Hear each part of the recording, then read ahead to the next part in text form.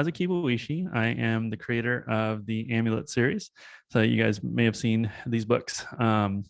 There's 8 right now. I am working on the 9th. I know that's the first question I'm going to get.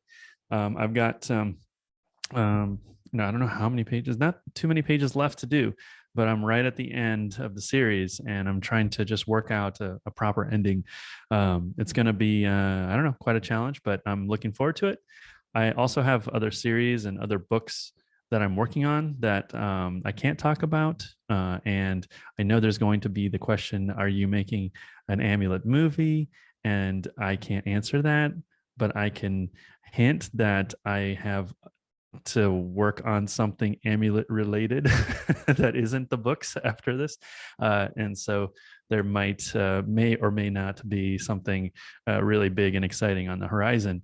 I'll just leave that to you. So, but what I'd like to do is go ahead and just open it right up to questions, because we're going to cover everything, I'm pretty sure, based on your questions. And sometimes you guys ask really, really insightful questions that take me in directions that I'm really excited about. So why don't we go ahead and do that? We'll just open it right up. So can somebody actually field the questions for me? Maybe a teacher here knows, like, this is a student that should ask a question, and then we'll move off of that. And they'll get to be the interviewers in a sense. And you guys can also chat in the chat. You can post your questions. I can read them as well. All right. So I see one question already, and it says, who's your favorite character to draw? Well, while I answer that, how about I go ahead and draw some characters for you while I do that. Let me grab a pen. Let's see, that'll work. All right. So I'm going to go over. Let's move over here. And, oh, this is like DMV appointment confirmation stuff. Should probably just put that aside. Fan letters. Here, I'll put that over there. All right. Let's see. Well, my favorite character will usually tend to be Emily in the series. She is the main character. And she has a lot of emotion. So I can very easily put her in a cool pose and expression. There's a really calm and cool and collected aura about her that makes her really fun to draw. I have a hard time with any new characters. When I have to design the character and get to know the character, it takes a while for me to do that. So new characters take forever and are not that enjoyable to me.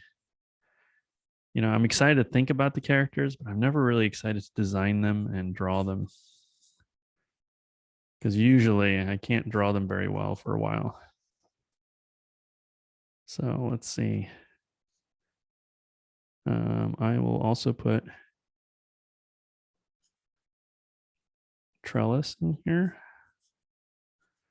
He's become a character that I enjoy drawing a lot. Not originally, but his story is very interesting to me. It's become more interesting over the course of the series. All right.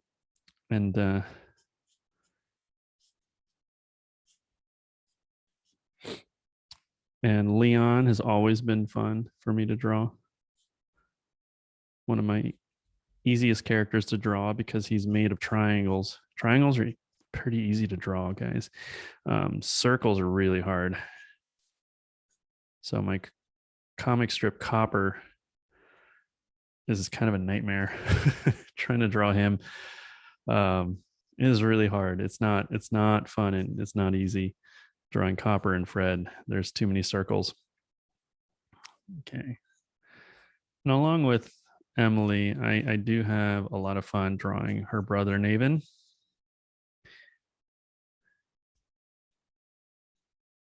because his adventures are probably my favorite parts of the story. They're always the fun. My favorite parts to draw are Naven's stories.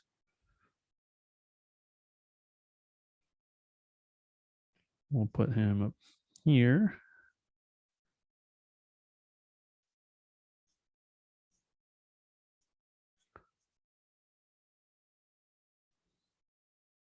Okay.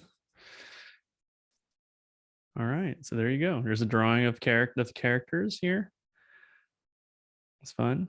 You draw comics, you got to draw fast, and you got to be good and fast.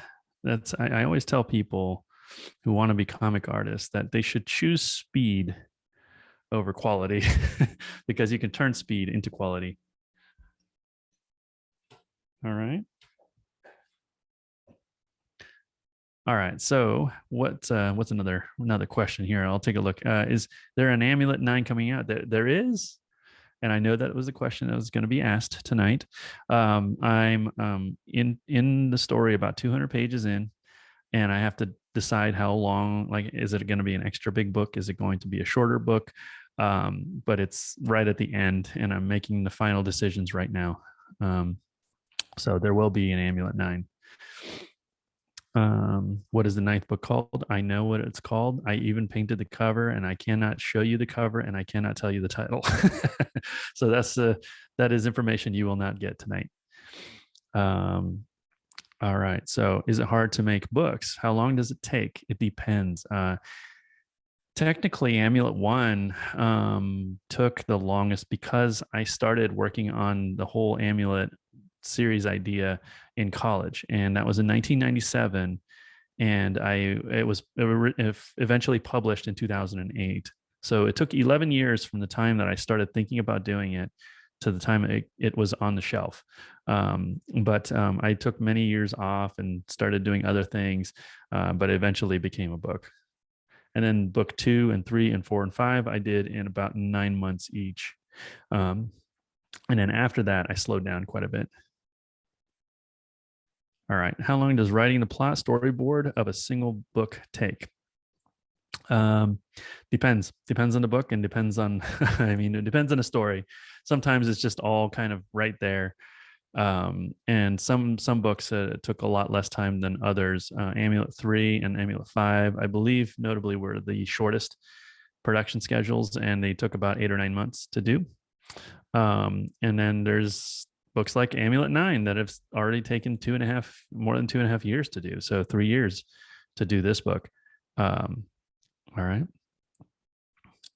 Let's see. What book is your favorite in the series? I don't really have a favorite, but there are moments that I consider my favorite moments. And there's a moment in Amulet 5 where Trellis is in his dream state and meets Uncle Virgil and in that other world, and that is probably my favorite scene in the whole series. Especially how just the way that the story transpires there. I think it's just a lot of fun. And then let's see. There's actually a couple of scenes in Amulet 7 that are amongst my favorites, especially being able to revisit the opening sequence of the entire series in that book. I actually used the panels from the original scene in the pages of Amulet 7. So you're actually all you're doing is you're looking at the same drawings again. And it was amazing that it fit in so well, considering that they were drawn like maybe 12 years apart. So that was really neat to be able to stitch together a story that spanned over a decade. Okay. Let's see. So how long have I been drawing? Hold on a second. I'm going to open this door because it's getting hot here.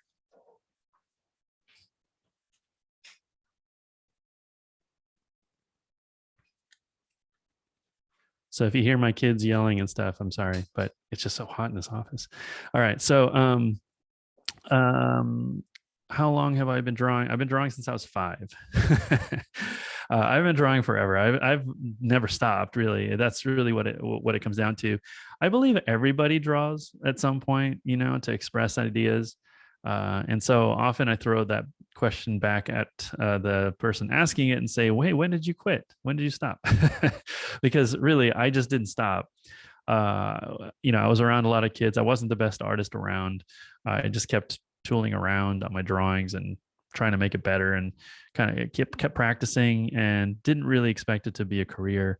So I just kept doing it. And eventually I just looked down and I was making drawings that were quite good, and it was a bit of a surprise to me. So I just kept doing that and kept adding to it, and kept adding and kept getting better and better and better. So this is why I also encourage young artists to not get so wound up trying to make a drawing perfect. It's better to be fast and to move on from each of your drawings so that you can get better each time you do it.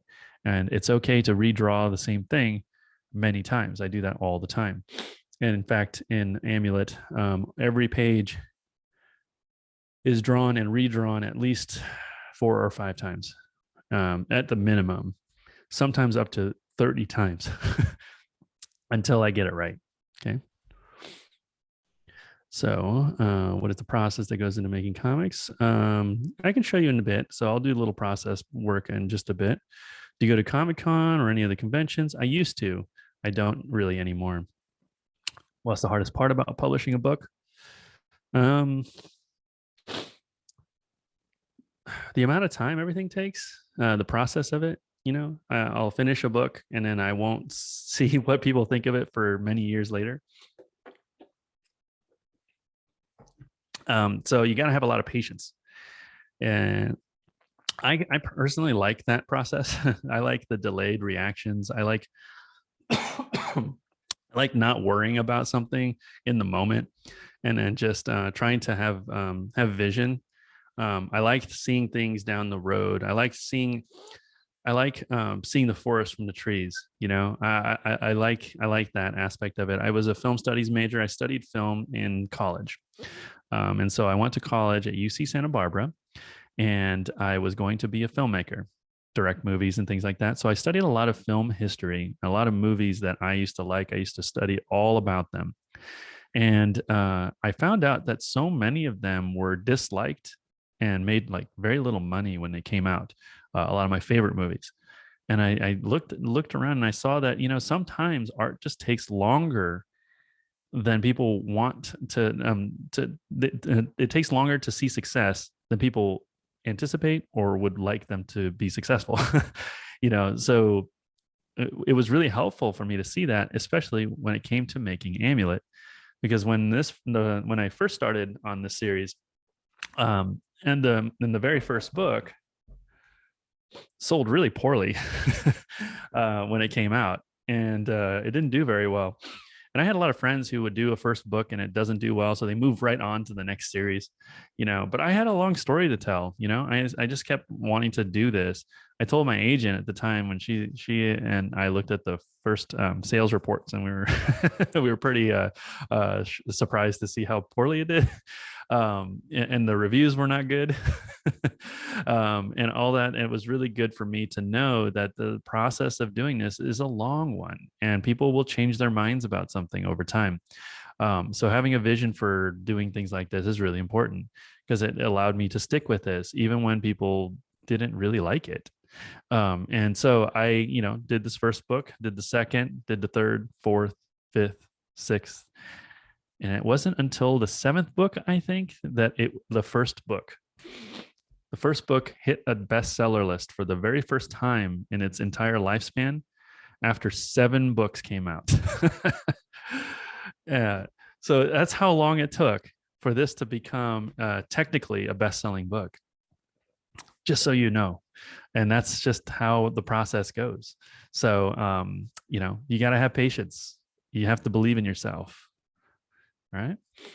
Do you think it's possible to start drawing at any age and still get good? I totally believe that. Yes, just treat it like a hobby, and just start doing it. And eventually, you've put in enough hours, you just get good at it. And the thing is, if you're going to make graphic novels, you're going to have to be good at a lot of things. It's not just drawing, it's design. It is it's expression. It's like drawing expressions. It is also writing. It's there's just so many elements to it. You know, you may have to paint if you want to do books like this. You got to paint the pages as well, um, and then you have to talk about it, like I am right here. You know, and this is a skill on it in and of itself. So let's see. How did the idea for the Amulet story start? What character was the first created? The first character that I created was actually probably Nathan. He was actually the older one, and Emily was the little sister. And there was originally a dad that went on the journey, but it just it morphed into what it is now. It just seemed that this is the right way to go with the story. The funny thing is, right when I made the first book and it came out just the way you see it, I started working with the Smith family, with Will Smith and Jada Pinkett Smith and Will and their kids, um, uh, Willow and Jaden. We were producing a movie. They wanted to make a movie, and they wanted to have the dad go on the journey, and the older one would be the brother. It would be Jaden, and then Willow would be the younger sister. And I just thought that was interesting that we would end up going to the old original version of it. And it was also interesting that that movie didn't come together. So, when I think back on it, that's really interesting that all that happened there. All right, so let's see. Um, is there a movie coming out? I can't talk too much about that. I don't know. I actually honestly don't know. I know that there are attempts to make it, and I'm often involved. And this next time, I probably will be very involved. Do you think it's possible to start writing? We got that. How do you find motivation to draw? That's a good question. Um, yeah, I don't know. I just that's my job. I have to do it. So I just have to sit down and get the work done. Um, and when it is your job, it's not always fun, and you just have to accept that, and you just have to get to the job and do the job. You just do your job. So that is what I do. Is just I have to finish the project. So that is motivation enough. Um, as far as inspiration, that might be where the question was leading to. Finding inspiration, I find inspiration everywhere. It could be watching a sports game. Like I actually listen to and read and watch a lot of sports, and in fact, it's very inspirational to me. There's so many storylines that are happening in sports, and there's so much legacy and history, and I apply it to my work because so many people tell stories around sports. So there's a lot of good storytelling, especially with baseball. So let me see. And then I read a lot of books, especially nonfiction. Nonfiction is my favorite type of book to read. I like to read about real life. Can anybody write a book if they try hard enough? Yeah, absolutely. Yeah, anybody can write a book. Might not be good, but you can always try. And you can, if you put in enough work, you'll probably be a good writer, especially at your age. What inspired you to make the book, and what made you continue it? What inspired the very creative world building? So what inspired the book me to make the book? I could show you directly. So I read this. I read Nausicaa, the Valley of the Wind, when I was in college. And this is a graphic novel series back when nobody knew what a graphic novel was.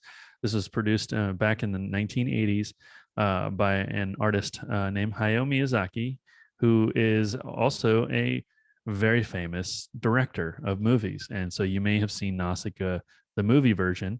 You may have seen other movies like Spirited Away or Ponyo, Porco Rosso, Princess Mononoke, Howl's Moving Castle, Castle in the Sky. There's a whole lot of amazing movies that this director has done. He did a comic book graphic novel series called Nausicaa, the Valley of the Wind. I read this, I cried because I was so inspired by it, and I wanted to make something like it, and I wanted it to sit on the shelf and be able to deserve a spot on the shelf alongside it. And so now I have Amulet. So if it wasn't for this, I wouldn't have done this. Another inspiration was Bone by Jeff Smith. All right. Was there ever a time you wanted to stop writing, drawing the books? Yes, all the time. But also, I actually quit drawing in high school. So I was actually offered work in the middle of high school. I was offered work by major publishers. I was actually quite good at drawing comics at that time. So several publishers approached me and said, "Hey, would you do books and stuff? Do our books, do our stories?" And I was not interested in drawing what they wanted me to draw. So I actually decided to just completely quit comics and art after the opportunity showed up. I quit so that I could go to school, so that I could focus on studying what I wanted to do with my drawing skills. And so I went to film studies after that at UC Santa Barbara and studied about the history of movies and about how to write them. With that knowledge and continued practice, I continued to practice my drawing skills while I was at the newspaper, working at the college newspaper. I had my skills, I was doing my studies, I fused the two, and now I have my work. Do you have any draft stories for the Amulet series that was different from how it is now? What is your fave Japanese food? My favorite Japanese food is hamburg steak. Just a stewed like ground beef, like a hamburger steak with like this Japanese hayashi sauce, like gravy. So you guys are in the Northwest, Pacific Northwest. There's actually a restaurant called Nakagawa in Bothell. Okay, if you guys are near Bothell or can get over to Bothell, I highly recommend that restaurant and order off of their Saturday menu. It's only on Saturdays that you can get this, and only for lunch. Okay, so go to lunch. It's on Saturdays at Nakagawa, and order it's hamburg steak. It's like just a ground beef patty with gravy. It's Japanese version of Salisbury steak, and it is so good. That's like my favorite. That's my favorite meal. I could eat that forever. Except I shouldn't, because it's probably not good for cholesterol. All right. Is it hard to think of a book idea? No, that's the problem. I have too many ideas, just like you guys probably have like too many ideas. You can't choose, right? So I honestly just have to rein my imagination in. I have so many ideas. I have to say, like, this is going to be the thing that I do, and this is the thing I'm going to focus on. And finding focus is very difficult. Being able to focus is a skill. Okay. Were there any characters you wanted to add but didn't make it in? Um, let's see. Yeah, definitely. Tons of them. There's always characters being left out. And there are especially story elements that I really wish I could put in the series that I just couldn't get into the books. And it is because I only have so much space to tell the story. And so I have to choose what that we focus on. In fact, the character of Gablin has like a tremendously epic storyline, and I just never have been able to get to it because there's just no room. All right. If you do a story for Leon before he meets Emily, will you do a story for Leon? Yeah, that would be really cool, right? Leon would be a really good story. Yeah, definitely. Both Leon and Gablin have great stories.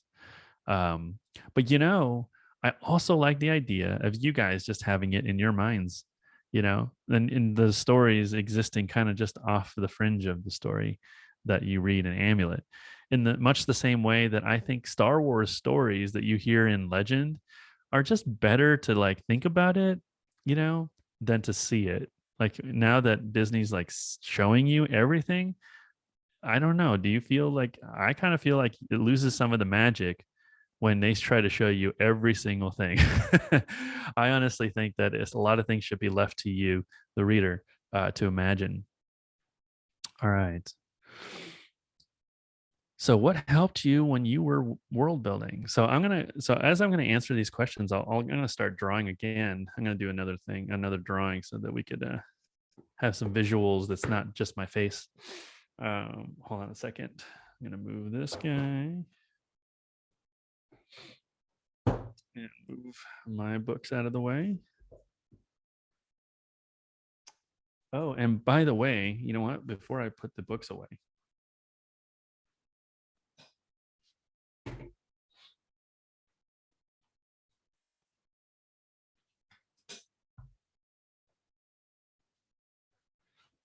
You all really should check out my wife Amy's book, The Rima Chronicles. This is a new book series that she's doing, and she's been working on it longer than I've worked on Amulet, if you can believe it. She started when she was about 14 years old. And it is so good. It is a epic fantasy action adventure, much the same way that, Amulet is. And it's far richer in terms of like the setting. She's thought so much about the world that the characters travel in. And Yeah, if you enjoy the work of Diana Wynne Jones, who wrote Howl's Moving Castle, or Philip Pullman, who wrote The Golden Compass, if you love stories like that and stories like that, Avatar: The Last Airbender, or those types of things, yeah, Rima is much in the same vein, and you will enjoy it so much. So if you want a new series to start on, and after reading Amulet, this is the one to find. Okay, you guys should check that out. All right, so I'm actually gonna go over to see if I have a screen. Oh, I can share my screen. Okay, so I'm gonna start Photoshop. So let's see what other questions we have here. Oh, I think we got through those questions. Oh, did you see yourself in any of your characters, or did you learn things about yourself? Yeah, um, I always felt like, I could see Leon in me, but Amy, my wife, says that I'm much more like Misket. So I guess I'm just not as like cool and heroic. I'm just more like the just the assistant rabbit guy. But yeah, I do. I think I'm kind of the side characters in the story. That's how I feel when I make the books. I'm just there to serve the characters. Yeah. Somebody says you're Naven. No, you know what? That's my little brother. That's definitely my brother Taka. He's a video game genius that is turned into an actual real life um, physics genius guy. Or he works in he works in aerospace. And it's why like I'm actually okay with video games, because I think video games can actually help people learn a lot of stuff. It was the case for my brother. He was just a video game genius, and then at one point he just quit playing video games, and then he just applied it all to his real life, and now he is. I mean, he's like a decorated engineer for aerospace. So, you know, yeah, you just never know. He was like kind of a B student, just so you know. He was never the best student, but now he's considered like the best guy in the company. Would you change anything about the Amulet books that already came out? I would and I wouldn't. I think that you just have to live with what you've done, and I'm still proud of the work that's been done in the book series. So I don't really feel the need to go back and change it. Um, but to be really honest, if I could, I do wish I spent a little bit more time on Amulet 3, because I it was the one where I was just so focused on trying to get the book done on time. It was the only book I ever did, and I delivered when I was supposed to. And I wish I could take that back and do what I did with every other book, which is to hold it until I felt it was ready. Instead I just pushed it right out. So, how did your childhood environment impact your comics? I started drawing when I was about 5 or 6 years old, waiting for my mom to get off of work. And she used to work at my grandma's Japanese restaurant in Gardena, California. And so I just drew at the tables, during work hours. And That environment influenced me a lot. So now I really like drawing in cafes and restaurants. So that I think that's because of where I started. Attention for being central to someone. All right. Will you make a boss for the shadows? Isn't equal the boss the shadows? Kind of is. Did you ever want to rewrite a whole series? Not really. Well, you know what? I want to redo Daisy Cutter. There's another series I started, but I never finished it. I'd like to redo the first book if I restart the series and finish it out. Things seem to Right. be progressing with David's Okay. Do you try to add in any allegories or current events? when Not really. I try to keep them as timeless as I can. You know, there is allegorical elements in these stories. I mean, they're just that's just going to happen when you tell a story.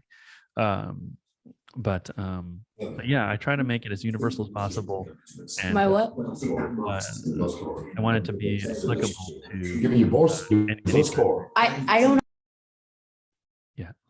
All right. So I'm going to draw while I answer the next few questions here. So what I'll do is, let's see, I'm going to share. Oh, host is disabled screen sharing. That's okay. Do you want me to, I can paint something while we do this, or I can draw again. I'm going to try to share screen one more time. Okay, I got it. So I'm going to share this. Okay.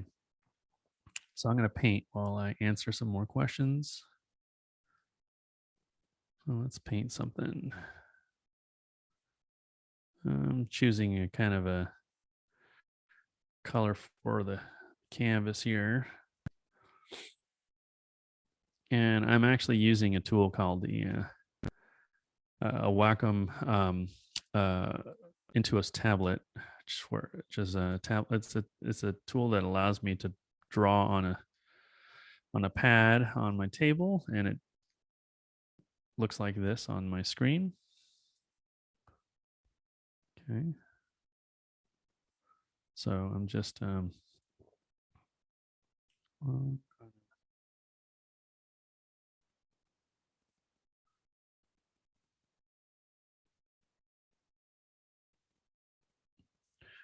yeah, so I have brushes that some of which I have made, and some brushes that I have friends in the video game and film industries have made who have worked on my computer, and I'm going to use some of their brushes to do this. So I enjoy painting quite a bit. The coloring part of the process of making these books is my favorite part of the process. And for years, I actually hired other people to do it because it's something that it's easy for me to do, so I can fix it very easily. So I just allowed others to have fun on my books while I was drawing the other pages and getting them done. But now I've decided to just do all the coloring as well. I like doing it so much. So so now I'm back to coloring on the book. So I'm finishing out Amulet 9. I'm coloring that book while my assistant will move on to doing his own books, and hopefully you guys will get to read his amazing stories. He's actually a very talented storyteller, as people will discover. He's better than he knows.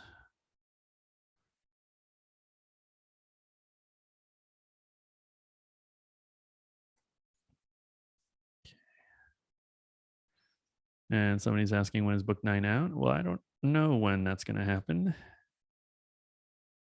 I don't know. I'm just going to deliver it when I can. And what is the process for making the pages? Okay, I'll show you in just a second what that is. But first, I'll do this painting. This is actually kind of what you're seeing is actually kind of indicative of a process of the process. This would be the final stage where you color it, and you use this program, Adobe Photoshop, to do the colors. So here, I'm just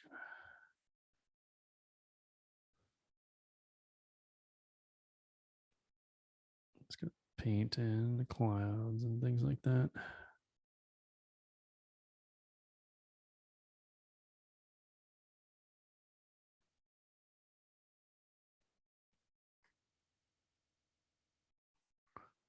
Yeah, so I love doing this. It's so relaxing to me. I just kind of just zone out and make pretty clouds, and I can, just imagine myself traveling through these little towns, and it's so much fun. Somebody asked, "What's my favorite video game?" Um, gosh, so I think Final Fantasy two. It was Final Fantasy two in the United States that had a huge impression on me as a kid. So I would have to say that was probably my favorite. Though if I had to choose one to play now, I'm just playing Destiny 2. That's the one I play. It's just my mind gym. I go to that to just uh just work on relaxing. Actually, I just play. It feels like a sport playing Destiny. When I play competitive rounds of survival on that, it feels like I'm playing, just like basketball or something. Okay, have I played Riven? Yes, I have. You know, and Mist as well.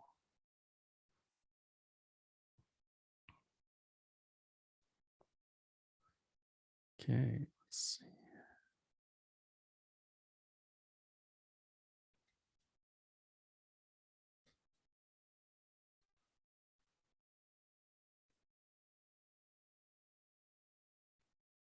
All right, let's see.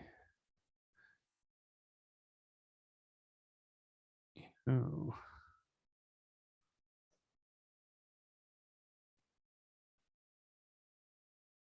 Um, let's see. I think I want to make this.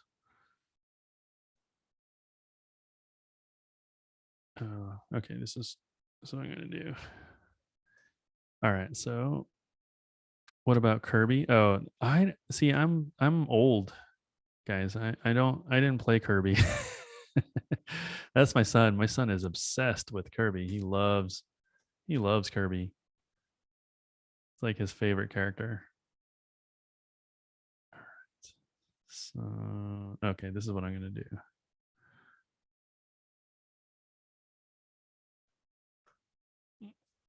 Oh, that's not what I wanted to do.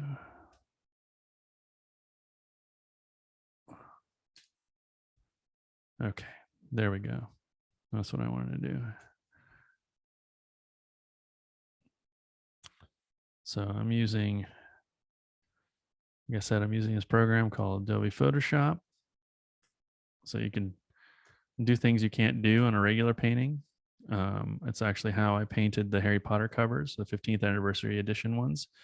Those are done by me. If you've seen the ones that look like they would be by the creator of Amulet, I painted those.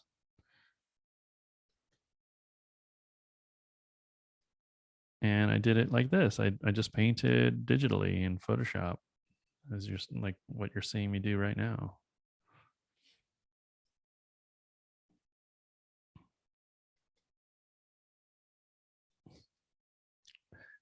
What's your favorite villain? And I'm gonna guess you're talking about the villains in my stories. If that's the case, then Max probably is a lot of fun to write.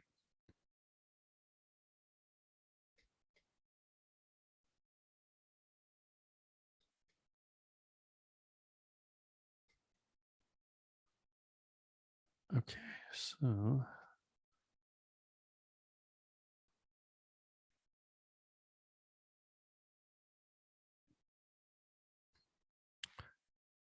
all right. Can we get that drawing? Yeah, I'll send this to you guys. You guys can, teachers and whoever can do what they'd like with it. I'll email it after this. Okay.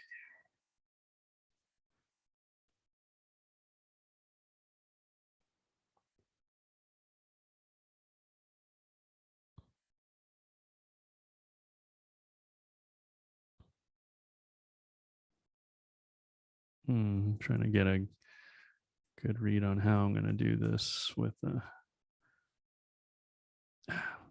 I'm just going to keep painting for a little bit longer. Still not where I want it to be. If you can go to the Amulet universe, would you? Would I go to the Amulet universe? Yeah, sure. As long as I can breathe and it's okay and safe. I don't know. I love our universe though. This planet is so awesome. There's so much to. I don't ever want to leave. You know, I don't know. When people are trying to go to Mars and stuff, I'll stay here. This is all good. I like this place. You can go anywhere in the world working. Would you go? I've been so many places in the world, and so I just like I currently live just north of San Antonio, South Austin, and it's just beautiful out here. So I don't know. This is where I like to be right now.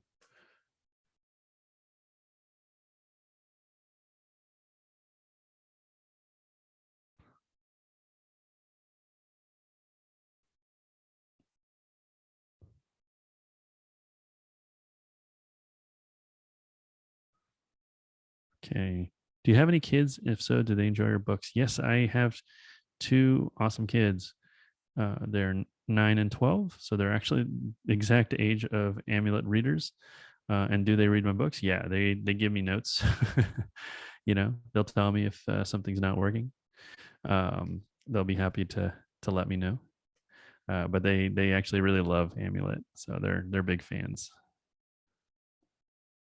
So I have to go talk at their schools and stuff like that.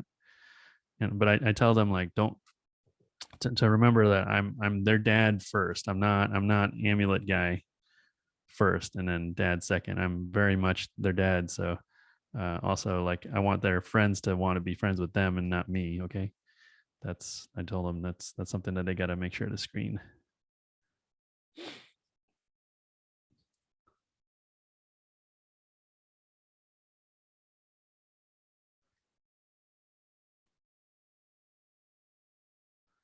So right now I'm just messing around with this painting. It's kind of like you guys play Minecraft. It's kind of like that, when I do this world building stuff. Um, it's a lot of fun for me and just get lost.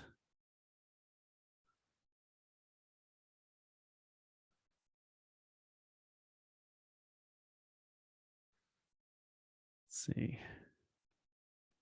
So what's my inspiration? Yeah, so I talked about that a little bit. It's definitely Bone by Jeff Smith and Nausicaa, the Valley of the Wind, but also just life itself. I think people need to go live a life. If you want to be a creator, you have to be brave and get out there and see things and talk to people and have an open mind. I see a lot of creators think that they can just go to a particular school, they can train a specific way and everything will just line up and be perfect for them, and that's just it's just not how it works. You want to get out there and you just want to be different. You don't want to be like everybody else. You want to try different things and um bring something new to the table. I don't look at a lot of other artwork for this reason. If it's something similar to what I do, I just don't even look at it. um, Partly because I just don't want to regurgitate information. It's like my brain is like a pot of stew, and I'm cooking material, for artwork, and um, it's just better to cook a meal from fresh ingredients than to cook a meal from a meal that's already been prepared. That's called leftovers. So as an artist, I highly recommend everybody go see things and be the original source material if you can. All my favorite writers and artists lived really interesting lives, and they had to be willing to do that, and it takes courage. So being courageous is really, I think, a huge part of being a good writer, and then also being somebody who's very empathetic to understand others, understand what they need, you know,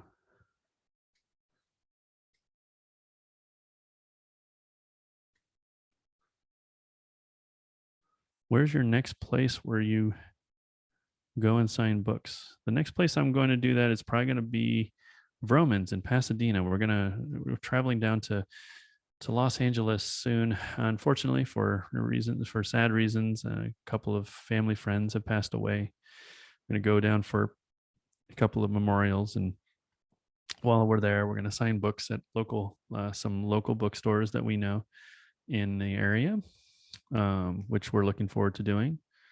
So Amy and I, my wife Amy, and we're gonna do that. Um,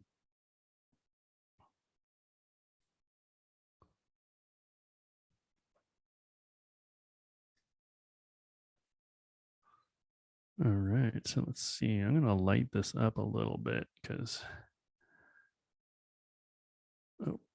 using the cold brush. So what's neat about Photoshop is that it's not just a painting program. Is originally made for special effects in video games and mostly for movies, for like Star Wars, at Industrial Light and Magic, ILM. And so there are a lot of little tools that you can use that are essentially filmmaking, like special effects tools, and that's what I'm able to kind of combine um, uh, painting, illustration, painting stuff with with these tools. So I actually didn't go to college for art. I went to college for film studies, and I taught myself all this stuff just practicing in this program.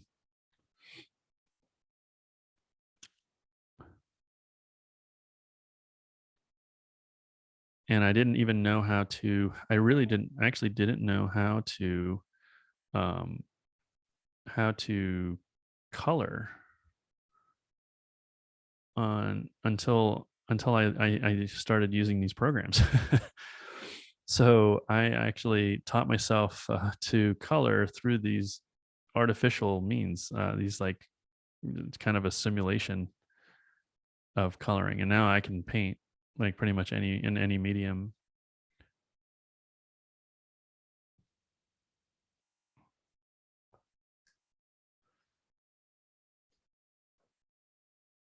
Okay.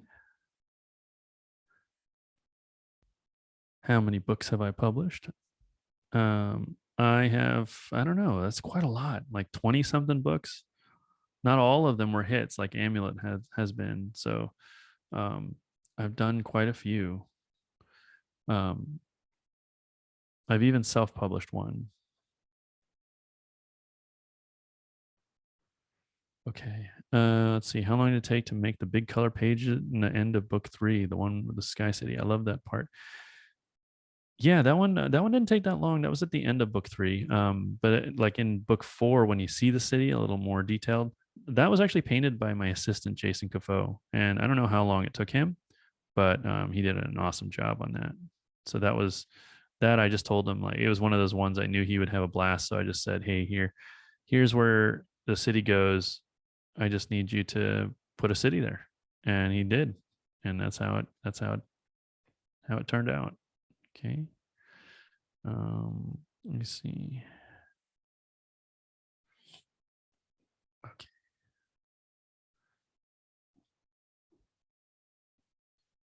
All right. I personally struggle to make details match the plot without standing out as awkward or confusing in my writing. So I wonder, how did you decide in a storyline to match the character actions to it, or did you match the storyline to the characters? Well, I work pretty organically, so it wasn't, any one thing. I wasn't like methodically making it. Um, I tend to just start writing, and if it feels right, it feels right. I just go by my gut instinct. Um, so I don't know if that's going to help you there, but I don't know. I kind of just like to be an intuitive writer. I try to work. I try to work pretty freely and not put too much pressure on it. Um, and actually, I don't know if that's helpful there, but yeah, it wasn't like a methodical thing. Like uh, I basically abandoned all of that after I went to film school, because all the scripts that we were doing in there felt too mechanical, and it just wasn't working for me. It wasn't what the way I wanted to operate. So I just stopped. And so now I don't even write scripts. I just go to it and just try to, just try to. That's too much smoke there. Yeah, and so I just try to have fun with the process. I think it's important to have fun in your process. A lot of people forget about that. They're so worried about the results that they just stop enjoying it. You got to enjoy the process, because there's a lot of process when you do this type of stuff. You got to get good at a lot of different things. So I highly recommend that you do that. Let's see.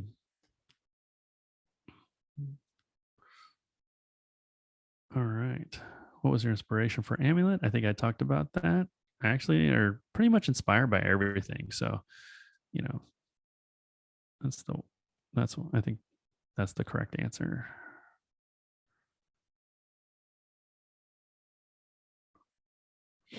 Will you come sign books in Washington? Yeah, of course. Um, we actually still have a home in Washington. We live in Mill Creek. We did live in Woodinville, but we do still have a home in Mill Creek. It's where my assistant used to live, but now he's moving on, and so I think I'm just gonna hold on to that home. That was our very first house, and we loved it there. So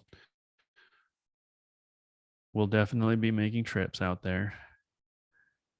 As you know, summer there is going to be nicer than here. It's hard to beat a Washington summer, right?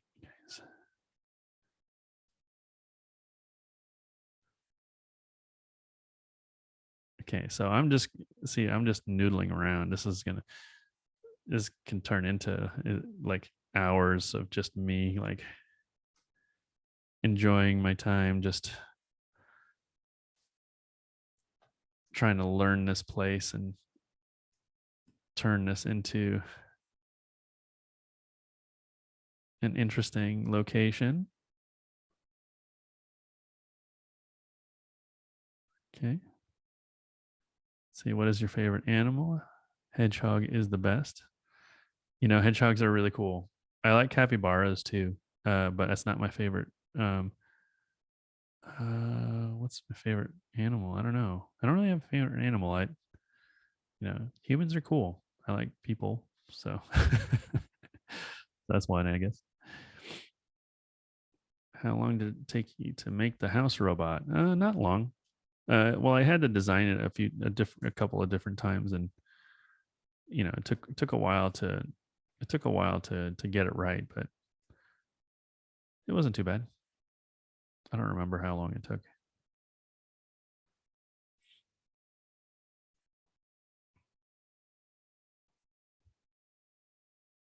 Right. Will Amulet 9 be released on October 25th, 2022? Absolutely not. Where does that come from? I have no idea. There's all this erroneous information. Nothing has been announced. Nobody has said anything, especially me. Still working on the book.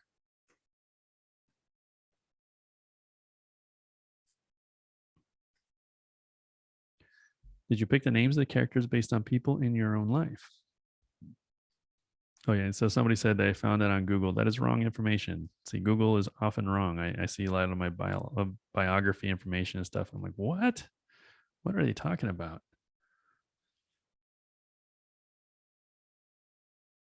Is Amulet 9 the last book? Yes, it is.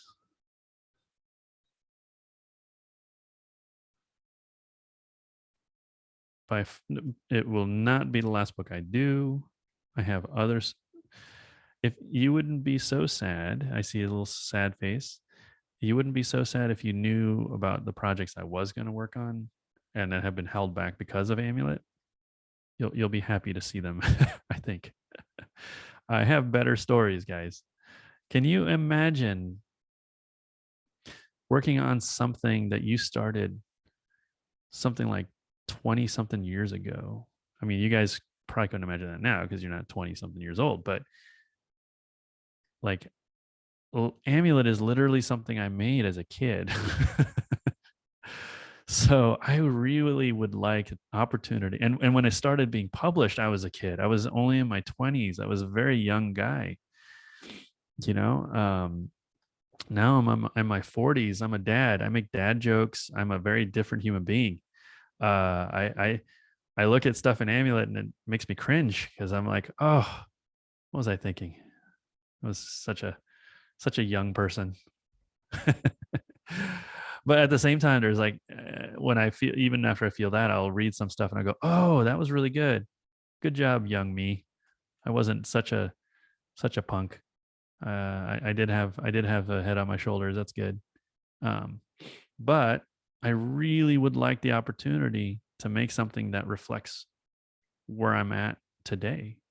You know, a little more, something that just speaks to me as an older person. And so I'm going to be able to do that, and I think you guys will like it.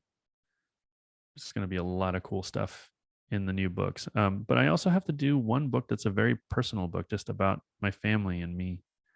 And so that's going to happen at some point. Okay. Okay. So we're getting somewhere with this. This is a lot of interesting shapes to work from.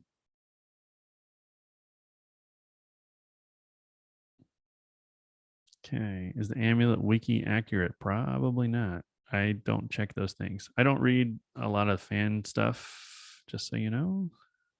I don't pay attention to it too much. I think most authors are like that. They just are focused on the work, and there's just not enough time to get too involved with the fans. I mean, I personally just don't do that. So some authors might, but I just focus on the work and focus on my family.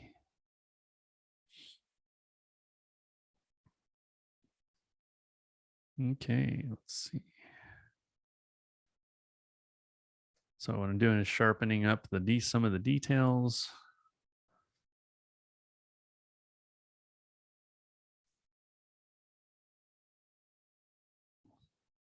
Let's try to make something kind of interesting on this side.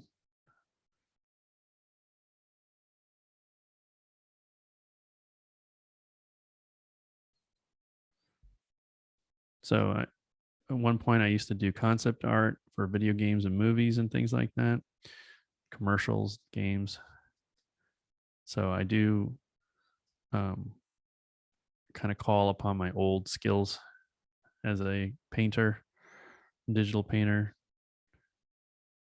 to do a lot of these paintings and drawings.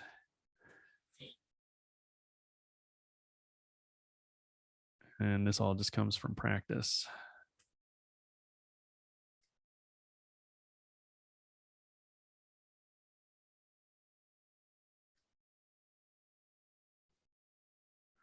Have you ever had writer's block while writing Amulet? Absolutely, all the time.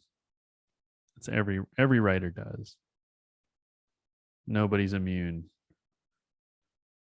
But you find ways to work. I feel like I'm lucky because I can draw as well.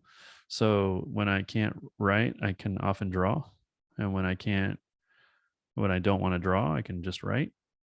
So I have options, and that's nice.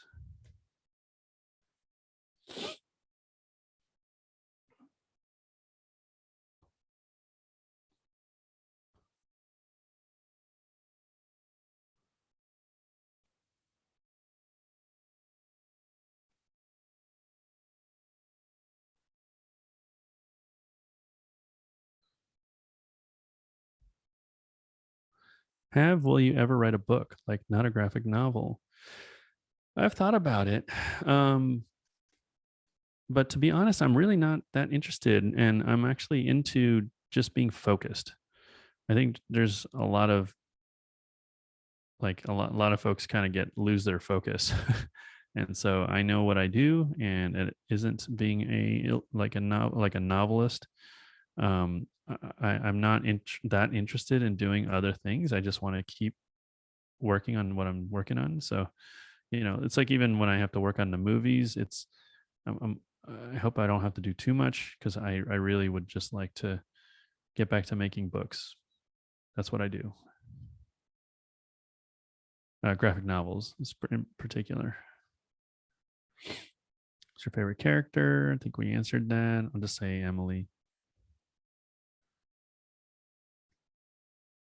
Are any of your characters reflective of anyone you know in real life? We also covered that, but yes, there are. Particularly characters like Cogsley is very much like a friend of mine. And there's a giant bunny storekeeper in Amulet 8, I believe, or 7. 7. I think I think it's 7. And um, he's just like a friend of mine that I know is a shopkeeper.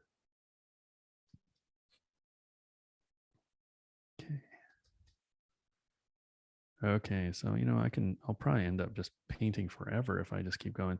But as you can see, you can just make a mess like this and turn it into something fun. And then you can just kind of explore, like you can go like now I feel like I can just make little streets or something down here that that you can feels like you can go and explore, um, just doing little something like that, and it already makes you feel like you can go all over the place here.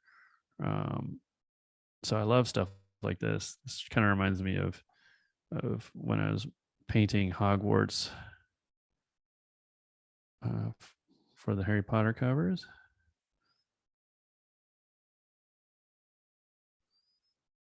Yep. So this will just go on forever, so I'm going to go right back to hanging out with you guys. Anyway, so there's what it looks like when I'm painting, using the you know my program, using Adobe Photoshop and a tablet, which looks like this. Okay. What is my favorite book that is not mine? My favorite book well, none of my books are my favorite books. Okay. So my favorite book there's 3 books actually that are my favorites, and that's Cannery Row by John Steinbeck, The Old Man and the Sea by Ernest Hemingway, and The Time Machine by H.G. Wells. And those 3 I kind of just keep going back to, because they are, like, to me, they're pretty much perfect reading experience for me. Do you need something, Sophie? Oh, good night. Come, give me a hug. Okay, get some sleep. All right, love you. My kids are going to bed. um, Good night, Judy. All right. Yeah, it's getting late over here. It's not as late for you guys, but it's 9 p.m. here. All right. What else do you guys want to know?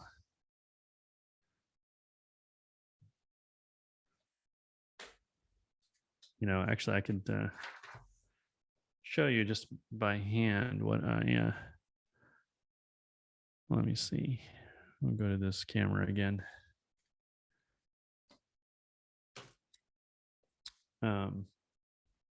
Yeah, so when I make my books,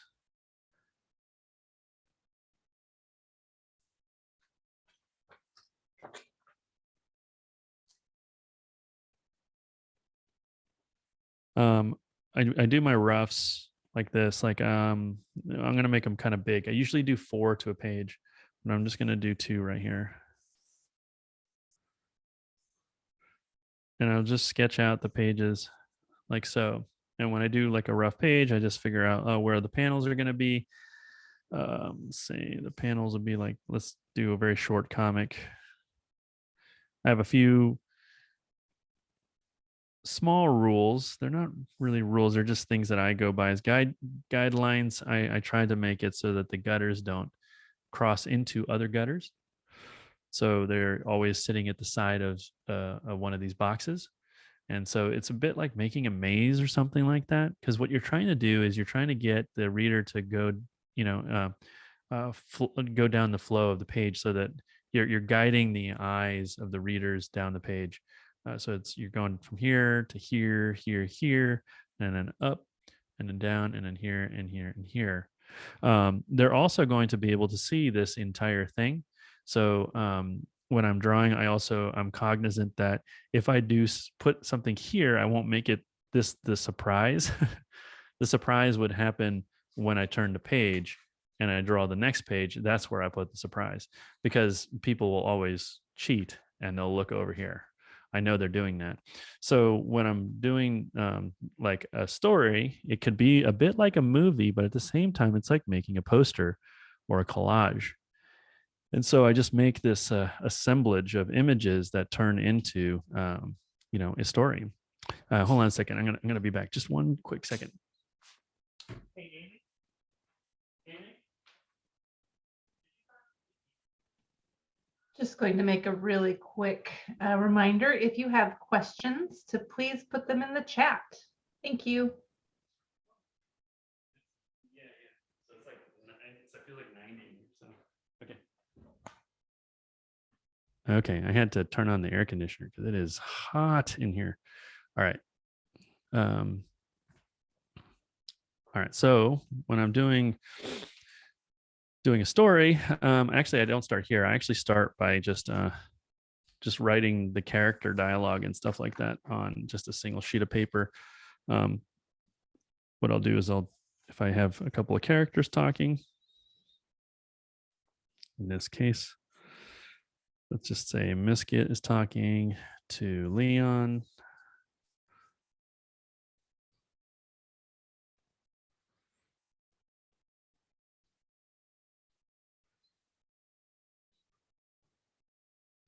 So just have my characters here and I'll talk, write the dialogue out like so.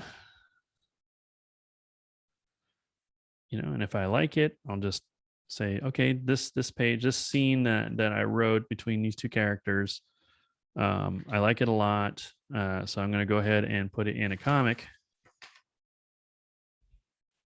And so I will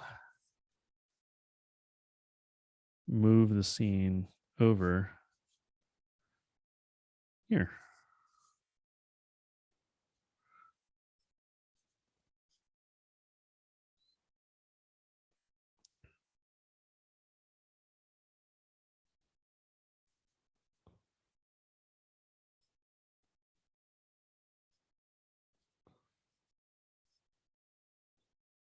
You want to see the characters in the same panel together. They continue to talk. And then, I don't know, maybe we see them, they're standing far away and the sun is setting.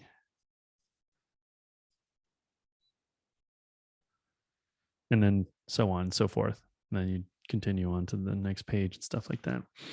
So let me see. I'm going to switch it back over.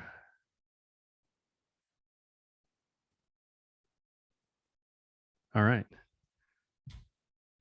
So does anybody want to like say anything or like kind of say like actually talk and ask a question? I feel like I'm just like in this pod speaking to myself at the moment.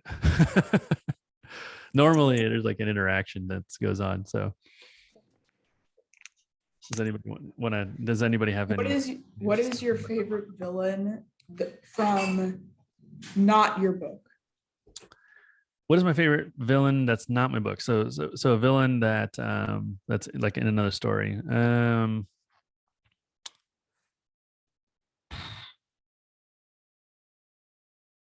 Who is my favorite villain? Huh. I don't know. There's a lot of really good villains. Darth Vader's a great villain.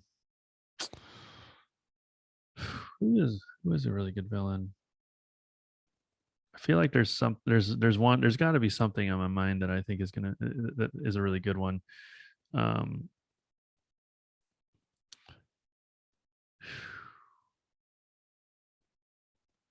like all of James Cameron's movies have great villains, and I love like Aliens maybe is one of my favorites, and just the fact that the xenomorphs, the aliens themselves, are great villains as a force of nature, but then you have like excellent villains that are also other humans that go along the journey. I think that combination of the two is really compelling. An excellent writer of morality tales, and yeah, I don't really focus so much on the villains. I'm so much more into heroes.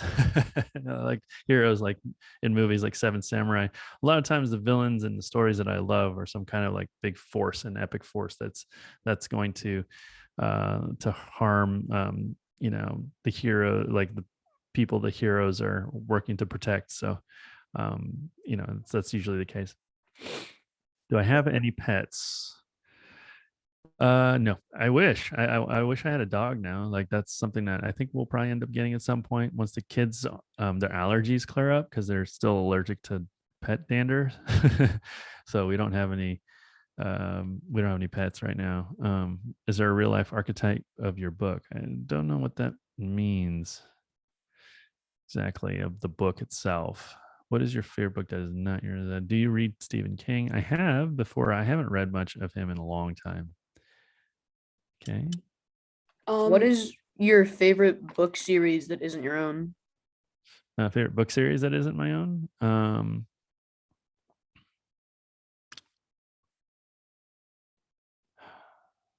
don't read that many series. I mean, I like Dogman.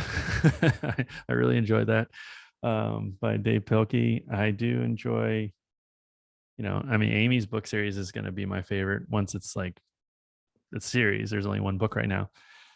I like, gosh, for graphic novels, what's a good one? I don't know. There's a lot of good books. I haven't read too many that are like mine or that are in series mode. I read so much nonfiction that I can't really think of too many that I read that are like mine. I try really hard not to read things that are like my books, to be honest, so that my books are better. What is your favorite book that you've written that is not part of the Amulet series? That would be Daisy Cutter. That was my first graphic novel, and I'm going to revisit that series when I'm done with Amulet. What were you thinking of when you thought of like the older Emily in the dreamscape fighting Eichel with Mose? Yeah, that was let me see. I was probably, I don't know. This whole book series is about generations, and I love watching movies and reading books where a character has to deal with themselves in a different time and a different generation. Because what happens for people, I feel, is that they change slightly over time. They're the same people, but there's a lot of things that do change. And when you're faced with the reality of who you once were or who you will be, I think, it's something that can happen in fiction. It's something that can't really happen that much in real life, but in fiction, you can make it happen. It's always a lot of fun, something like Back to the Future, or, like the Harry Potter stories when, they have the time turners.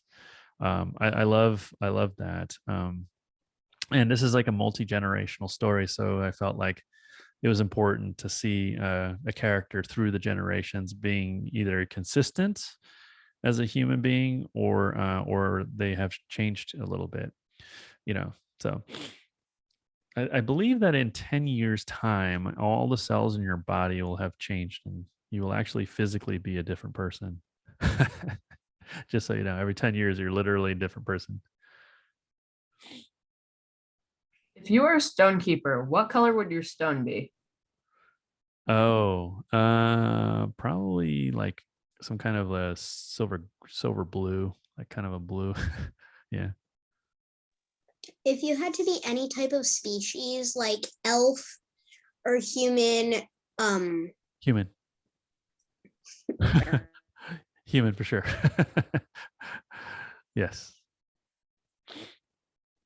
Even if you don't live as long, it's fine.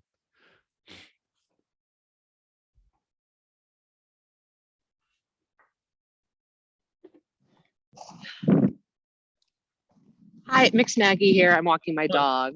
Hi. As someone who is old enough that I started reading your books as an adult, one thing that I thought was really interesting is this is one of the few like adventure stories for young people that has a parent come along. And I was curious why you made that choice and whether that sometimes makes your books a little bit more challenging. Yeah, I guess it could be challenging. I didn't write based on tropes or anything like that. I kind of just based it on my feelings and, emotions and my life. So in my own life, my mom is very much a part of my journey. My mom is like one of my closest friends and biggest cheerleaders of everything I do. And she had me and my brother when she was really really young, in her early 20s. And so she's very much still around and with us and almost like a peer. So for us, we had a very different, I think, upbringing than a lot of other people. It was like we were a team. Like it was my brother and me and my mom, and we were trying to work together through the problems. Like she didn't have money or job. There was like, she was like the most amazing mom with no resources, and we can tell as kids, but we knew that, it was a challenge for her. So we tried to do our best to help. And we always wanted to be mom's helper. And so, and that's what we are now. So we support her like financially, and when she needs anything, we're always there for her, and she's always our emotional support for everything. And just an awesome mom. So that's the life I have, and I'm fortunate. And that's the life I wrote for the kids too, because that mom is going to be there with them and just be a teammate. And that's just what I know. Now, if because and on the opposite end of that, my real father basically abandoned me and my brother. And so I don't have the experience of having my biological father there with me at all. Like last time I saw him, I was probably about just a little before I was 3 years old, so I was like two, maybe 2.5 years old. So I don't know him. I've read about him in newspapers and things like that, because he's actually quite successful in Japan. We don't talk to this guy, so he's a stranger to me. So I have this. So that's one of the reasons why the dad is taken out of the equation in the book, because I didn't have a dad there. So it just didn't feel right to have a dad go on the journey, or else it'll be a story about the dad. It would be a story about me being the dad. And so it just didn't seem right. But yeah, it's a really good question. And that's the kind of thing you have to work around. As a writer, you do have to write what you know. So even if it's fiction, you kind of have to get the pieces to fit your reality in some sense, so that you can write honestly, and you're not faking it. Because when you fake it, everybody knows. if you were to find out that someone in your family had become kind of the character Emily and found a stone, and then the mom got captured, what would be your reaction? I'd be like, throw that away. Don't put that on your neck. I would totally be like Naven. I would be the one who would be like, no way am I going to get near that thing. So yeah, that's I would warn them away from such a thing. But then you wouldn't have this fun story, right? So I don't know. Yeah. I'm reading Copper right now. What is your favorite one of those comics? I don't know. I like them all. for different reasons. There's really not one that I could pick as a favorite. Anybody else want to chime in? It's always fun when I can hear you guys actually ask the question too.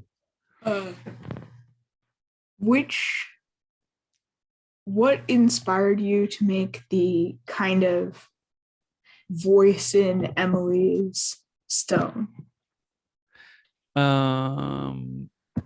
I don't know. That was just more. That was just through the kind of the rhythm of the story. I didn't. I think if anything, like it began as more of a plot-driven thing. I didn't really think too much about what it was. I explored it and thought about it, and then it became about things like, for some people it would be depression or something, and I started thinking about a lot of those things, what it could be a metaphor or allegory for. But yeah, originally it was just something that drove the story, and then it became a character, and now he's like a thing. He's like an actual character, right? So and is like kind of this agent of chaos in this world, and that Emily has to deal with. So it was very organic.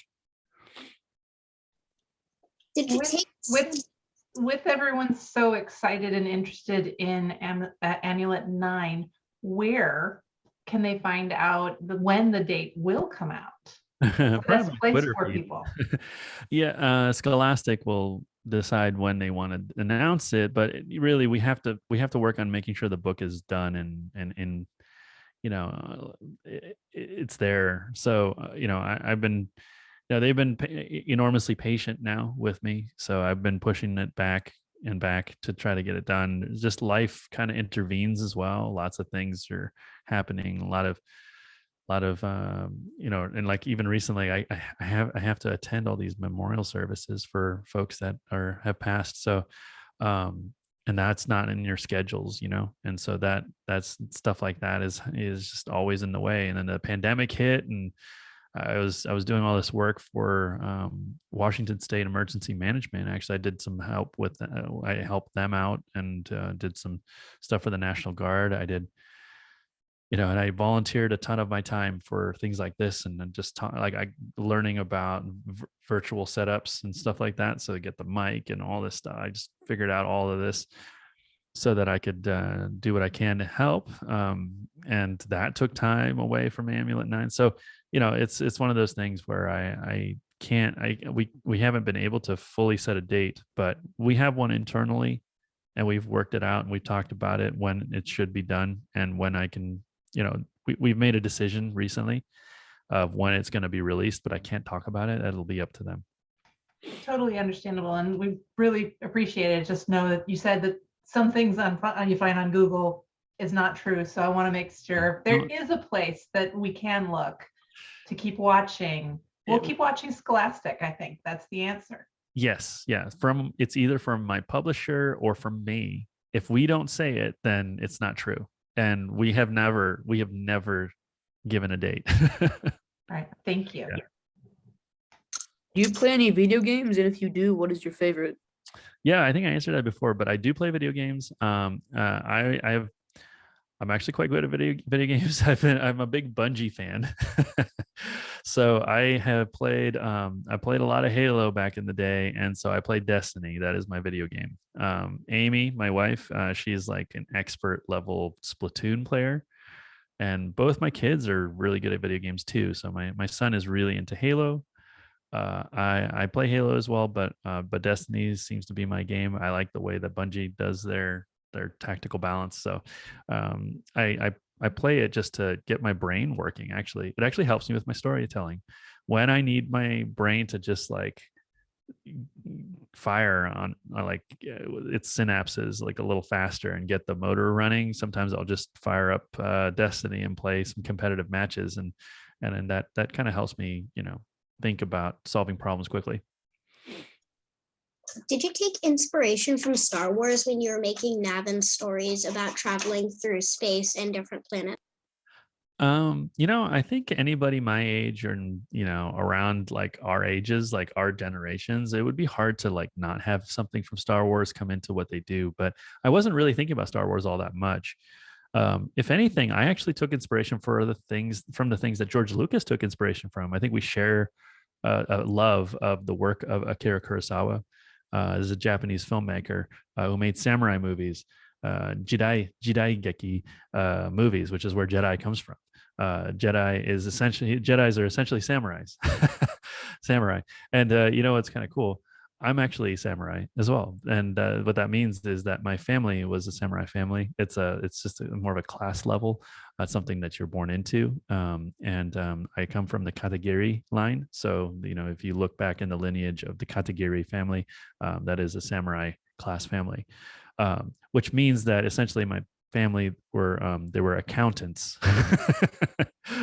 It was like the equivalent of a desk job, is what a samurai was. And then they eventually had to take their swords out and go fight somebody. But yeah, I was inspired by Star Wars, but I also was inspired by samurai movies and just all sorts of movies, like Steven Spielberg action movies, spectacles in the 80s. I love everything, honestly. And James Cameron's probably the biggest inspiration of all. If you could go anywhere in the Amulet universe, where would you go? Anywhere in the Amulet universe, I would definitely avoid Cialis. That place is weird. I'd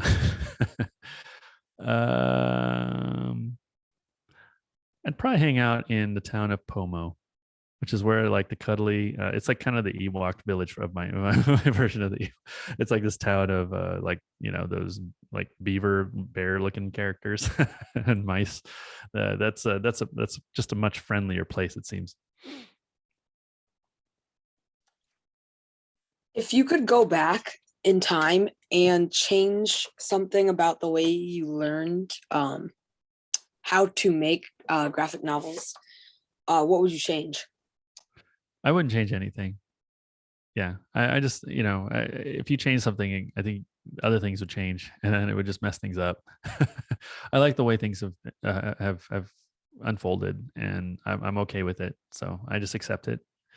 I think having regret or fear or guilt and these types of things can really limit you and hold you back. So I try not to do that. I try not to regret anything, and just roll with it.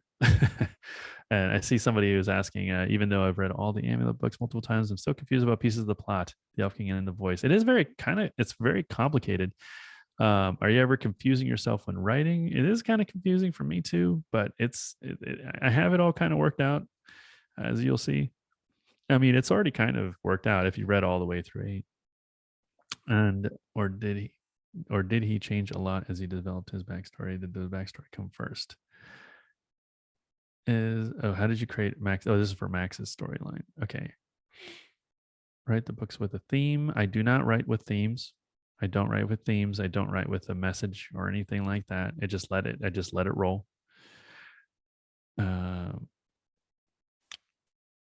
Well, if there is one theme, okay, if there is one, it's about finding a home. Okay. It's about trying to figure out what is home. Is it your friends? Is it your family? Is it a place? Is it a world?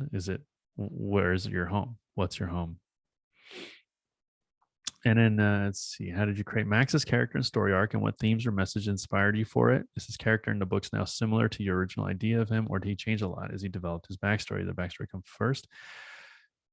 So yeah, Max's character is really interesting. He kind of just sort of appeared for me, and then he became a huge character in the story. And a lot of his anger and stuff actually was kind of derived from thinking about my friends of my family, or or people in my family that had to deal with the Japanese American internment during World War II. That actually was a kind of a catalyst for what Max goes through. But where he's like not one of the elves that got imprisoned, but he feels that he needs to act in their stead to like to earn justice for them, and that is where he is wrong. I feel like he should not do that. It is making the whole thing worse. Like clearly he's actually made things worse for his friend, friend and her family, right? For, is it Layla? And they end up in prison because of him. Partly because of him, and he tries to get him out and they end up dying. And so he's regretful, and he knows he's done something wrong, and what does he do? He just gets even worse. He does even worse. He tries too hard, so he just keeps itching that scratch and making it worse. And I think it's a very compelling character because I see a lot of real life examples of that happening. A lot of times people get a little overzealous about trying to find justice for people that aren't them. And really, it's best to just leave the tools for those people who need to find justice for themselves, or find their own way. Give them agency. That is really the most important thing. And so, yeah, Max's character is a big one for me. And it was really, I think it's a big turning point in the story in terms of like how the depth of character is portrayed. As writing, I've drawn a lot of comics. What do you suggest is the best way to transfer them to the computer, and what programs do you use? Just get a scanner. I think it's best to scan your stuff. Do it on paper, scan it and just any scanner is fine. I use a fancy one that's kind of expensive. I use a graphic arts scanner, an Epson 10,000 or 11,000 or 12,000 Excel. They might be up to like 13 or 14,000 Excels right now, but that's what I use. You don't need to use that. Just get a scanner of any kind and start with that. Maybe even take a photograph. I don't know how good that'll work these days, but a scanner. Just get a scanner. You can get an office store. Has writing been a dream since you've been a child, or have you considered it later in your life? Yeah, it was a dream when I was younger.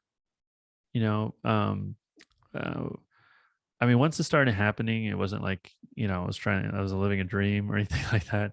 Well, I got into it because I felt there was a responsibility that I had to do this.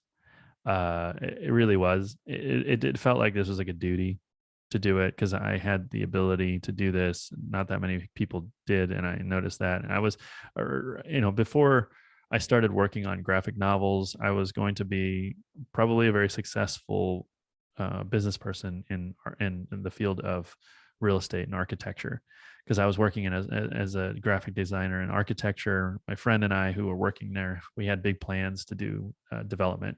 So I would have worked on trying to assemble like giant malls and buildings and houses and stuff. And you make a lot of money doing that, and I would have had a happy life and stuff like that, got my boat or whatever. But 9/11 happened. And I felt like that happened, that all this stuff that happened during, before, during, and after September 11, 2001 was due to miscommunication, like poor communication. There was just so much bad information going around everywhere. And I think that it's been happening over again. A lot of it, is due to the fact that we just don't have clarity of information. And I always felt like cartoons clarified information very, very quickly. It gives you a lot of information in a short period of time, and if it's done correctly, it can save lives. And so and I always felt that, though, even though most people wouldn't see that in the cartoons that I did, that there was something very valuable about them. And I felt like if I didn't act on it, then I was kind of betraying this responsibility that I felt was in my hands. And so after 9/11, I just quit this amazing job working in an architecture firm, and I just started focusing on writing and drawing stories. It led me into film for a while, and I realized it was better if I just did it as a graphic novel. So I started doing comics. So that's how this all happened. It wasn't because I was dreaming it. It's because I felt that this is the best thing I could do with the skills that I had. If I had a choice in life, I probably would be a professional athlete first, and then just like a real estate developer second. So, because life would be a lot easier than it is when you're making comics. Comics is physically tough, and you're also having to, in my case, you kind of have to invent almost a new industry. because like when I came into it, graphic novels just wasn't a thing that people read here in the United States. So the comics industry wasn't really ready for it, and neither was publishing in general. When I came into it, I didn't even know what a graphic novel was.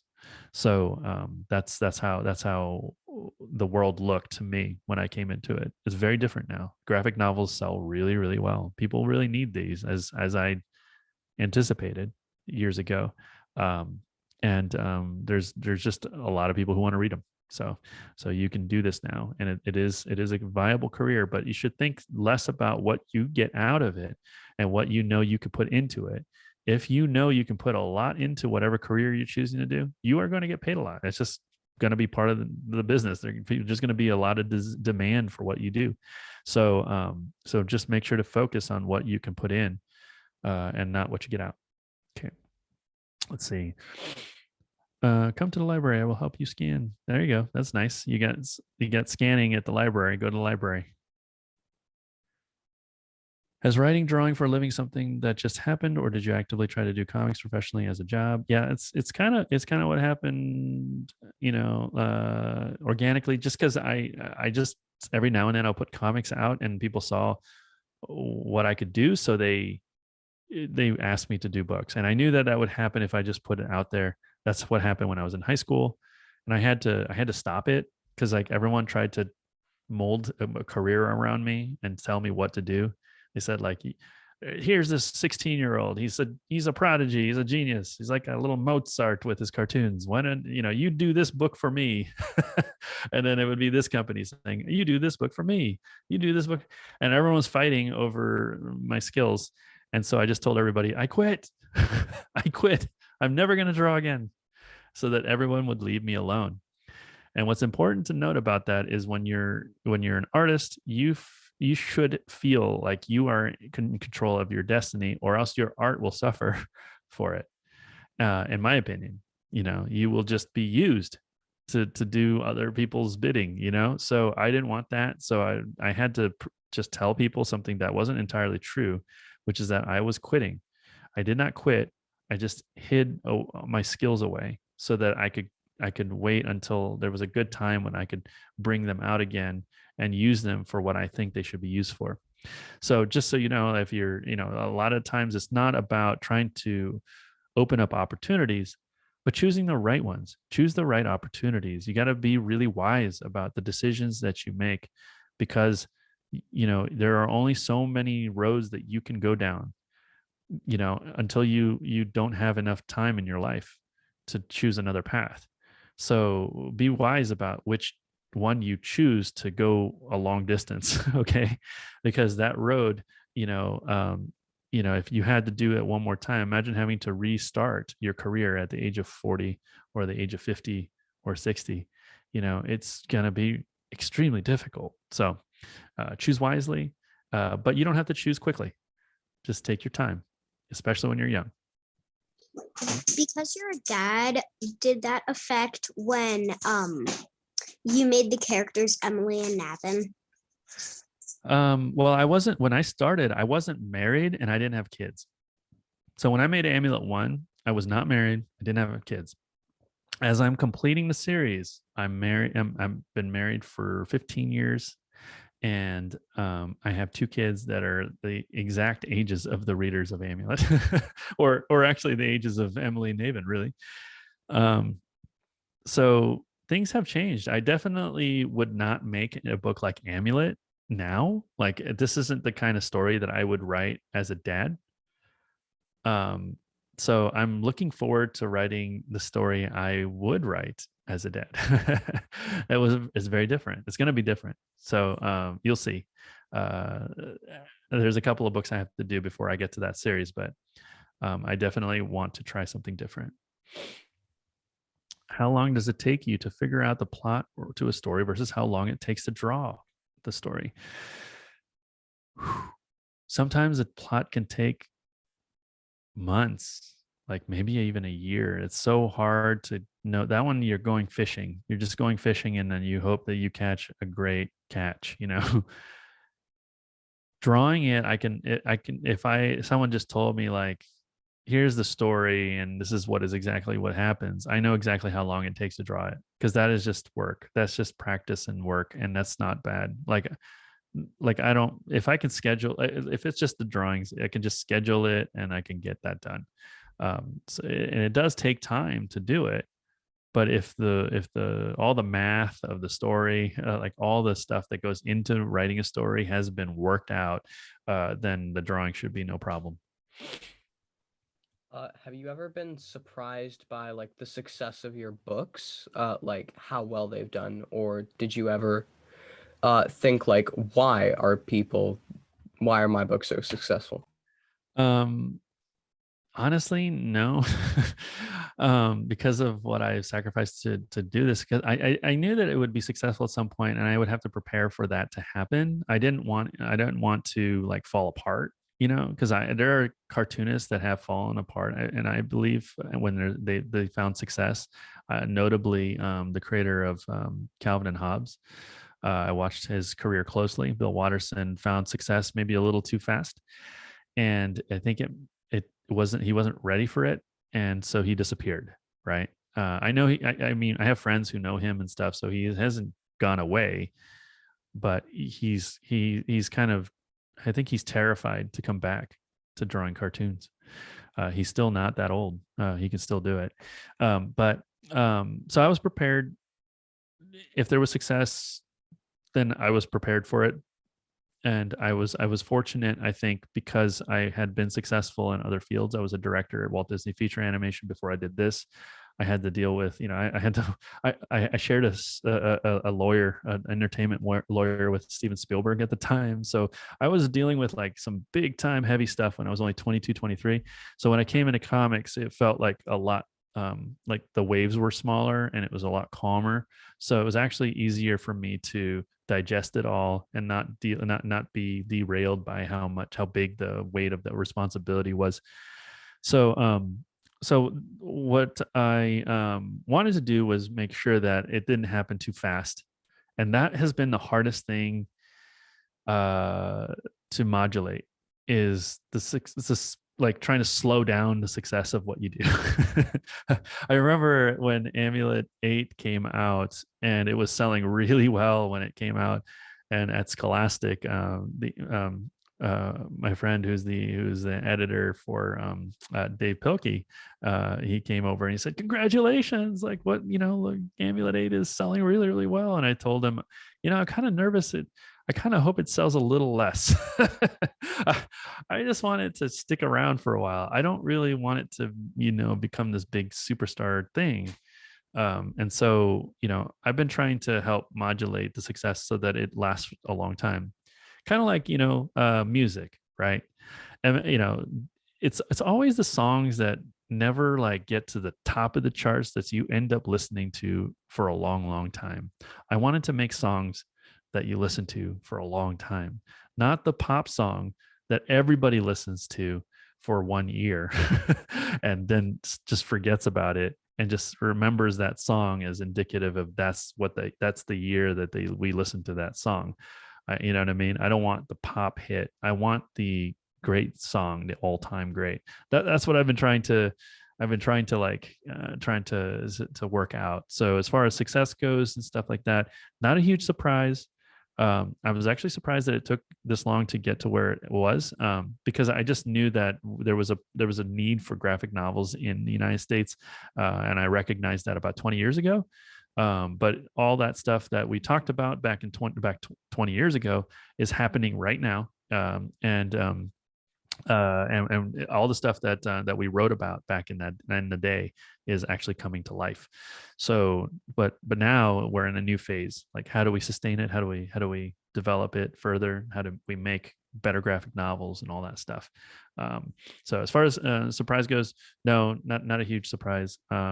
But success was always a responsibility, a reflection of responsibility, not a reward. I've never looked at success necessarily as a reward. And here's something to think about. Okay, so when you make something, oftentimes it's because, and that people want, it's probably because there's something that they need from you. So for example, if you are somebody who makes a life vest, right? Like for like if you're, you know, you're drowning, right? So you need something to help you from drowning. And then you find that you got so much business that everybody needs your life vest.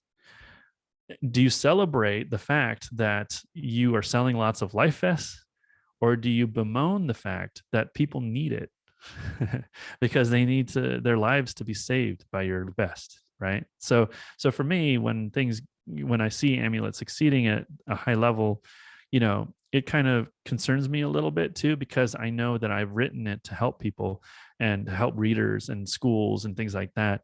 I almost wish that they didn't need it as much as maybe they do right now, because it's not the money I'm after. I'm actually trying to you know, be of use, you know, and getting paid well is good, but that isn't the end. That isn't the end goal here. You know, and if you know a lot about money, you'll know that if you get paid a lot in one year and then not so much the next year, it's very difficult to manage that. Like, you have to keep a very consistent income. That's what you're trying to look for. You want your income to be consistent, not like in waves, you know, not coming in waves. So yeah, I'm, you know, that's actually an excellent and an amazing question that you've asked there. To be able to talk about that was, you know, was a surprise to be able to talk about that here. But yeah, it is as successful as I would expect. But you know, I hope that there are more graphic novels to share the load as we go forward. OMG, I am late. I have a question. How do you have good drawing? All right, Mubarak. Just practice. That's what you got to do. That's really it. You know what? Like, if I find something that I enjoy that I'm terrible at, I get so happy. And I'm totally serious about this. You can ask my friends. Like, if you see Kazu start doing something where he's terrible at it and he enjoys it, he is deliriously happy. And why? Why is that? It's because I've discovered something that I have a chance to grow to be good at. That means I'm going to be on a new adventure that I'm going to enjoy. And that's kind of how I felt when I started with basketball, because I was terrible at basketball. As a kid, I was an excellent baseball player, like really good.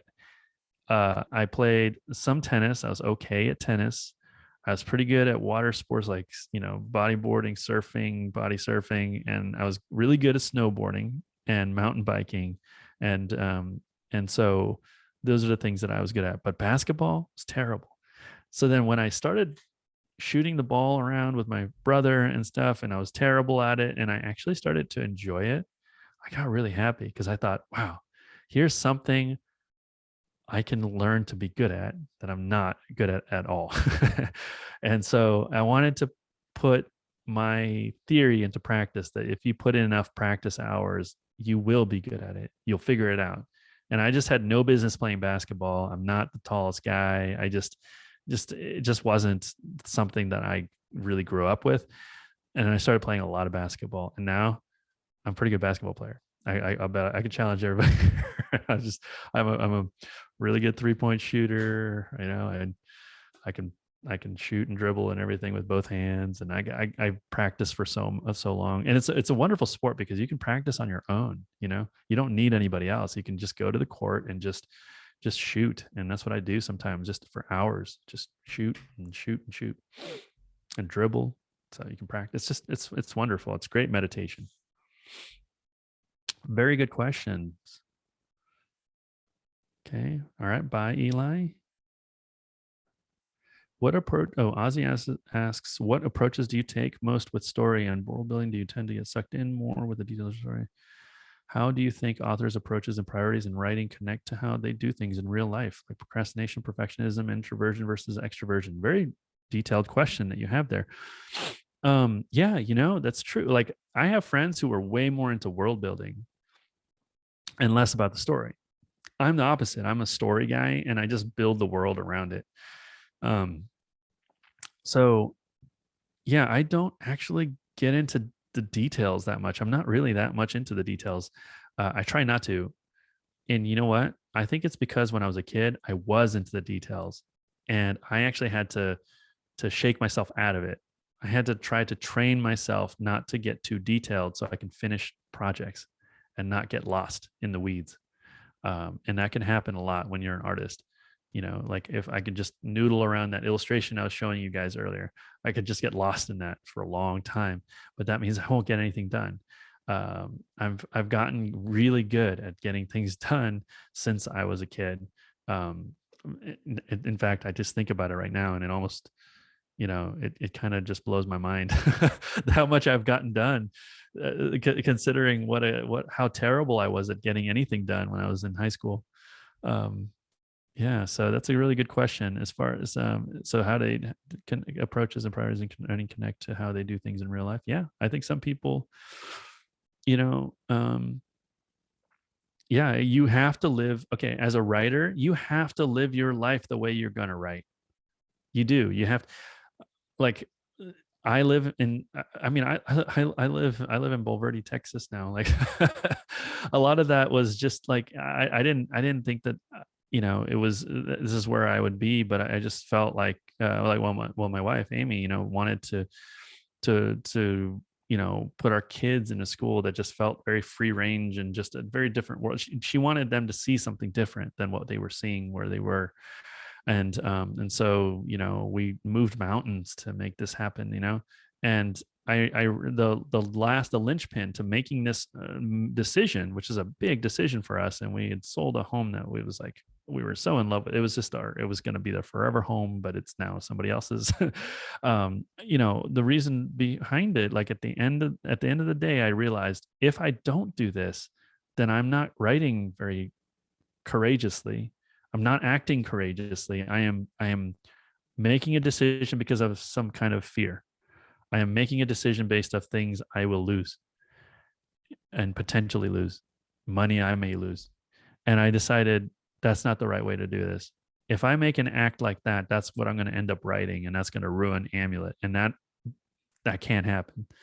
So we had to act courageously and had to act and make the big sacrifices and make things happen and move mountains in order to write our books, both Amy and me. And let me tell you, when I was where I was, not to say that Washington is not the place to be, but when I was in Woodinville,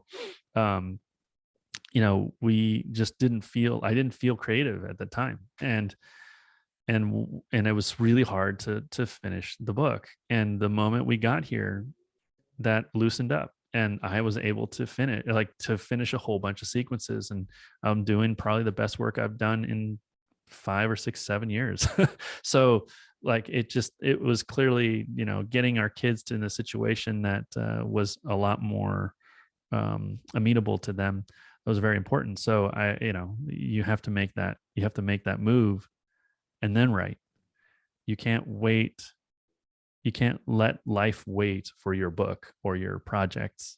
Life just it's too short. You have to act quick. So you have to be proactive. I'll make another like baseball analogy to that. I always relate to baseball. I used to play shortstop, and my philosophy on the field was to always be on my toes and never on my heels. Because if the batter gets me on my heels and then I'm falling back and they got me in the game, they win because I'm reacting to them. But if I'm on my toes, I'm being proactive. I'm initiating my plan, and they're going to get out. And so I always want to be on my toes and not on my heels. And if I'm on my toes, I'm a better writer. If I'm on my heels, I'm not as good. So live your life on your toes, not your heels. Don't fall back. Don't give up. You have to live the way you're going to write.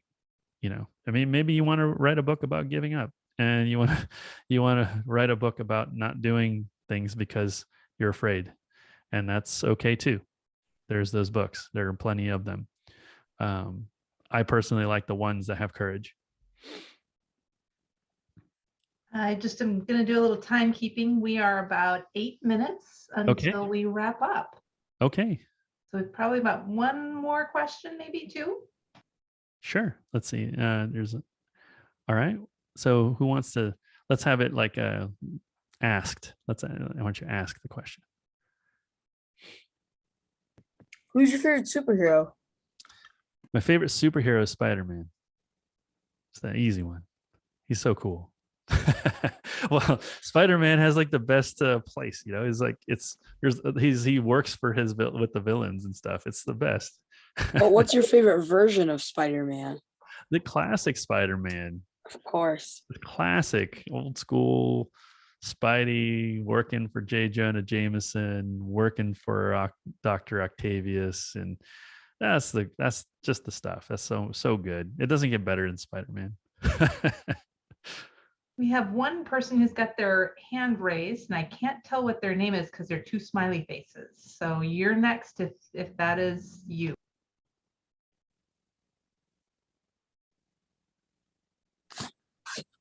My question is, like, how do you like make your first sellout as an author? What kind? How do you what? Like, how do you like sell your first book as an author? Sell, like, how? What do you mean? Like, what do you mean sell? Like, sell to a publisher or sell a book? Publisher. Like, okay, so getting a book published, right? So in my case, and in the case of most people these days, because of the internet, if you're good at this, people will be clamoring for your services. So you really don't have to try to get your foot in the door. In fact, that's probably a bad way to go about it, because if you tried to get your foot in the door and you didn't deserve to be there, it won't take long until people find out that you're not supposed to be there. And it's going to get really uncomfortable. So I highly recommend just on your own, just become better at what you do. Just work on your skills. Just enjoy the process, because if you don't enjoy the process when you're doing this work, it's going to be really not enjoyable. So enjoy the process, work on things, and don't think about success. Don't think about anybody publishing your stuff. Don't think about anybody except for like who you're talking to as an audience member. And it's usually often a younger version of yourself. Make sure that that relationship is good and that you made this amazing thing for yourself and whoever, you know, this you're thinking about, this reader that you imagine in your mind. And somebody might recognize it and they'll ask you to come aboard to help them. Okay. When you're a writer, an author, if you're an author, you're essentially in charge. You know, you're one of the people that are, if you're successful, you're going to end up being one of the people that are leading the way for a publisher. They'll follow you. So you have to be capable of taking that kind of role. And I think a lot of young people just aren't.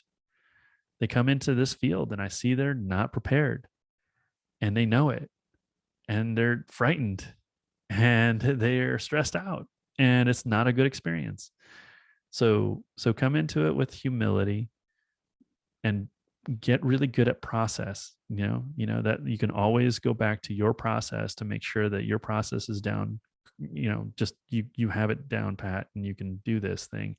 And then you know, if someone doesn't call you up, then that's okay. That's okay too, because you've enjoyed the process.